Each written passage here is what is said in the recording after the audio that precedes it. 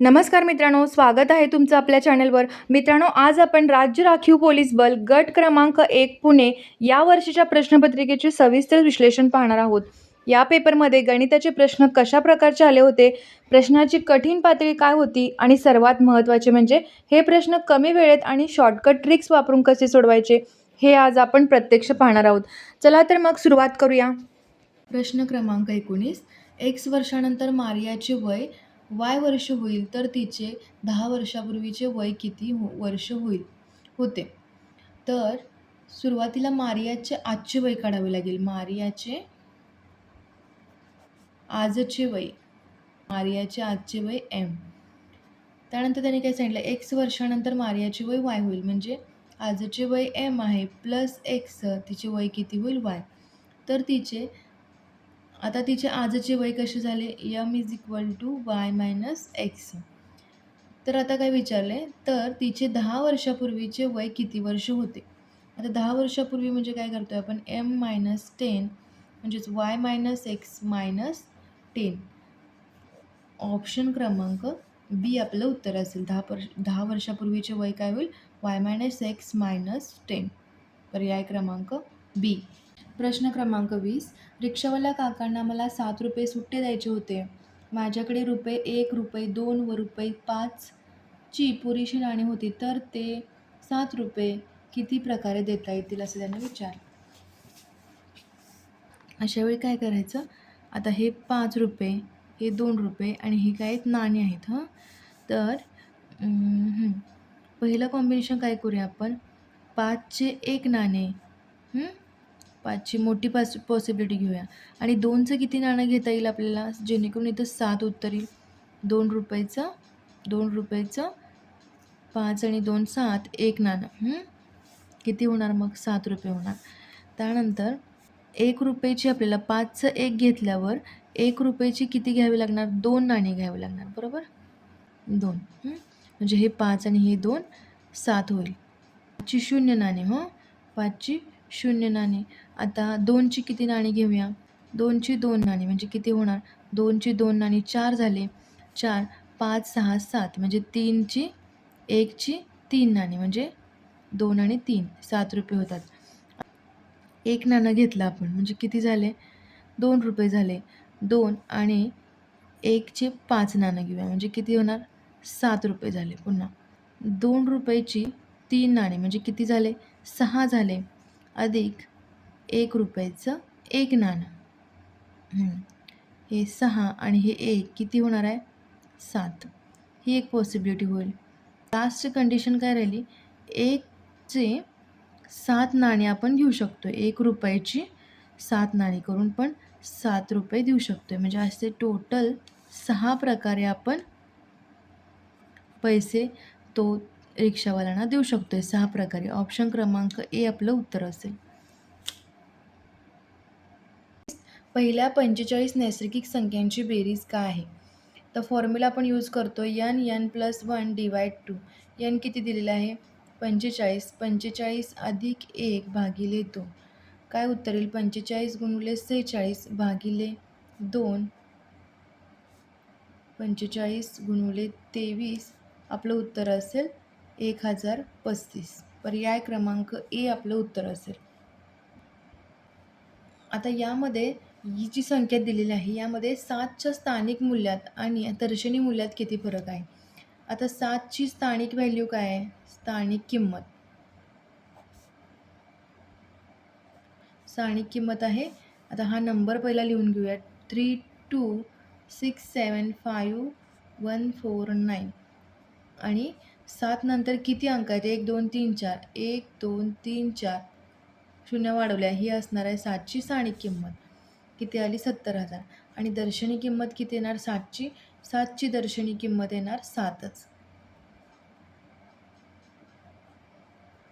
आता म्हणजे 70,000 वजा 7 किती उत्तर येईल, 69,993 उत्तर येईल. पर्याय क्रमांक बी आपलं उत्तर असेल. प्रश्न क्रमांक 24. वजा 15/14 वजा 9/8 13/12 -19/18 या परिमेय संख्येचा उतरता क्रम लावल्यास शेवटून दुसरी परिमेय संख्या पुढीलपैकी कोणती? आता याचं हे काय अपूर्णांकामध्ये आहेत, याच्या पूर्णांकामध्ये कन्वर्ट करूया. आता यांचं उत्तर काय येईल? -14/15/14 उत्तर काय येईल? 1.071. त्यानंतर दुसरं -9/8 ची व्हॅल्यू काय येईल? 8 एके 8 म्हणजे -1.125. तर ह्या व्हॅल्यू आपण फाइंड करून घेतल्या डिव्हिजन करून 1.083 आणि -19/18 ची व्हॅल्यू काय? आता इथे आपल्याला काय बघायचं आहे, तर त्या संख्यांचा या ज्या परिमेय संख्या आहेत त्यांचा उतरता क्रम लावायचा आहे. उतरता क्रम म्हणजेच काय? मोठी संख्या सुरुवातीला, त्यानंतर दुसरी मोठी संख्या, त्यानंतर तिसरी आणि त्यानंतर चौथा नंबर असणार आहे. आता यातली मोठी संख्या कोणती असणार आहे?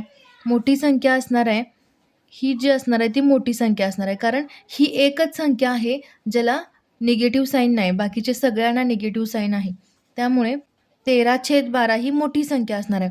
तर त्यांना काय पाहिजे? या परिमेय संख्यांचा उतरता क्रम लावल्याचा. आता जो आपण उतरता क्रम लावलेला आहे, शेवटून दुसरी परिमेय संख्या पुढीलपैकी कोणती? आता इथला नंबर आपल्याला शोधायचा आहे, बरोबर.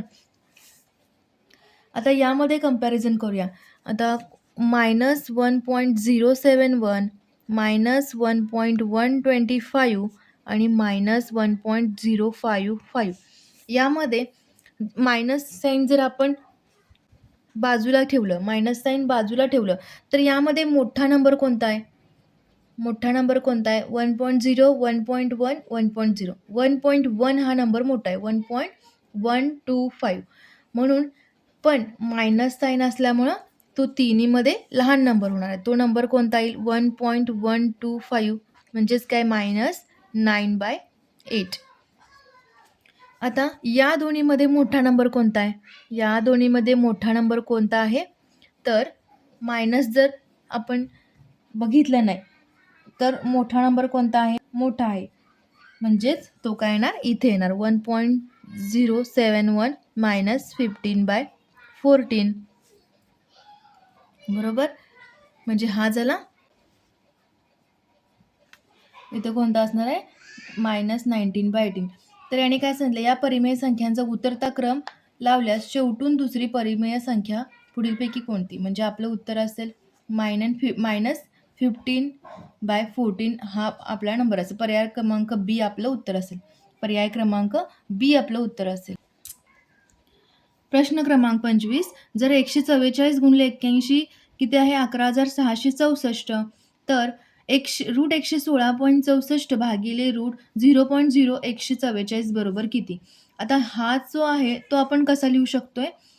116.64 भागिले, इथं काय पाहिजे आपल्याला? 144 पाहिजे. 144 बरोबर 81 हे असं लिहू शकतोय आपण, बरोबर.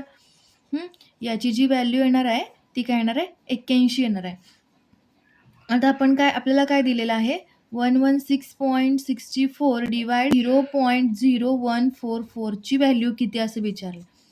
आता काय करू शकतोय आपण? हेच कसं लिहू शकतोय?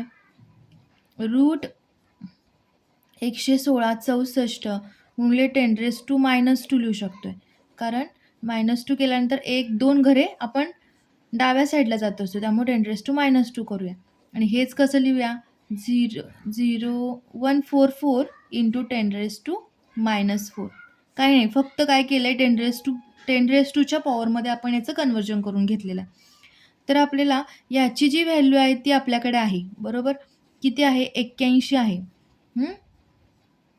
81 कशाची आहे? विदाऊट रूटची 81, म्हणजे √81 होईल याचं. इंटू 10⁻², रूटमध्ये आहे हे पण, इंटू 10⁻². आता हे वजा 4 आहे, हे वरती येताना न्यूमरेटरला येताना काय होईल? +4 होईल, बरोबर. आता याचं उत्तर काय येईल? 9 येईल. √81चं व्हॅल्यू काय असणार आहे? 9. आणि रूट हे तर हेचं कसं करतोय आपण घातांकाचं? जर बेस सेम असेल, a⁻p इंटू a⁻q कसं असतंय? a⁻p + q असते, बरोबर. म्हणजेच काय लिहू शकतोय आपण? बेस सेम आहे तर 10, 4 प्लस मायनस 2, कारण 2चं मायनस साईन आहे. आता इथं व्हॅल्यू काय येईल? 10चा स्क्वेअर. आता 10चा स्क्वेअर म्हणजे आता हे रूट आणि हे 2 निघून जाईल. 90 आपलं उत्तर येईल. पर्याय क्रमांक डी आपलं उत्तर असेल. 26. गीता व सीता यांनी प्रत्येकी 20,000 व 25,000 रुपये गुंतवून एक उद्योग सुरू केला. गीताने आपले पैसे 5 महिन्यानंतर काढून घेतले. शेवटच्या 5 महिन्यासाठी नीताने आपले 10,000 रुपये गुंतवले, तर वर्षभरानंतर त्यांना 18,000 रुपये नफा झाला, तर सीताचा वाटा किती? आता इथे 3 मुलीने ते पैसे गुंतवलेत. गीता, सीता आणि काय आहे? नीता. गीताने 20,000 रुपये गुंतवले आहेत, बरोबर. आता इथे काय सांगितलंय? गीताने आपले पैसे 5 महिन्यानंतर काढून घेतले. म्हणजेच काय? 20,000 जे असणार आहेत ते 5 महिन्यासाठी गुंतवलेले असणार आहेत. गीताने तिचे पैसे 5 महिन्यानंतर काढून घेतलेत, त्यामुळे 20,000 गीताने 5 महिन्यासाठी गुंतवलेत. असं पाहिलं. सीताचं किती आहे? 25,000 रुपये सीताने गुंतवलेले आहेत. 25,000. आता हिचं 12 महिन्यासाठी गुंतवलेले आहेत तिनं. आणि नीताने शेवटच्या 5 महिन्यासाठी नीताने 10,000 गुंतवलेले आहेत. आता याचं मल्टिप्लिकेशन करूया.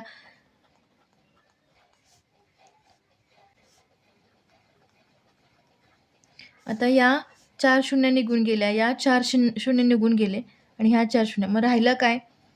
10:30:5. म्हणजे आपण छोटं रूप देऊया. 5 एके 5, 5 सक 30, 5 दोन्ही 10. 2:6:1 रेशो आला. आता त्याने काय सांगितलं? सीताचा वाटा विचारलेला आहे आपल्याला. सीताचा वाटा. सीताचा वाटा कसा काढतोय आपण? 6 अंशस्थानी येणार आणि यांची बेरीज जी असणार आहे 6 आणि 2 8 आणि 1 9, ही काय असणार आहे? छेदस्थानी. आणि नफा किती झालेला आहे त्यांना? 18,000 रुपये. म्हणजे 12,000 रुपये सीताचा वाटा असेल. सीताचा वाटा किती असेल? 12,000. पर्याय क्रमांक ए आपलं उत्तर असेल. तर मित्रांनो, आज आपण पुणे SRPF गट 1च्या पेपरमधील गणिताचे संपूर्ण 25 प्रश्न अतिशय सोप्या पद्धतीने आणि शॉर्टकट ट्रिकसह पाहिले आहेत. मला खात्री आहे की या 25 प्रश्नांच्या विश्लेषणावरून तुम्हाला पेपरचा दर्जा आणि विचारले जाणारे प्रश्न यांचा अंदाज आला असेल. लक्षात ठेवा, परीक्षेत यश मिळवण्यासाठी फक्त प्रश्न सोडवणे महत्त्वाचे नाही, तर ते कमी वेळेत सोडवणे हीच खरी कला आहे. आज आपण या ट्रिक्स पाहिल्या, त्यांचा सराव करा, म्हणजे परीक्षेत तुमचे हे 25 पैकी 25 मार्क फिक्स होतील. जर तुम्हाला हा व्हिडिओ आवडला असेल तर लाईक करा आणि ज्यांना गणिताची भीती वाटते त्यांना हा व्हिडिओ शेअर करा. भेटूया पुढच्या भागात. कोणत्या जिल्ह्याचा पेपर घ्यायचा हे कमेंटमध्ये सांगायला विसरू नका. चॅनलवर नवीन असाल तर सबस्क्राईब करा. भेटूया पुढच्या व्हिडिओमध्ये. तोपर्यंत सराव करत राहा. आरोग्याची काळजी घ्या. थँक्यू.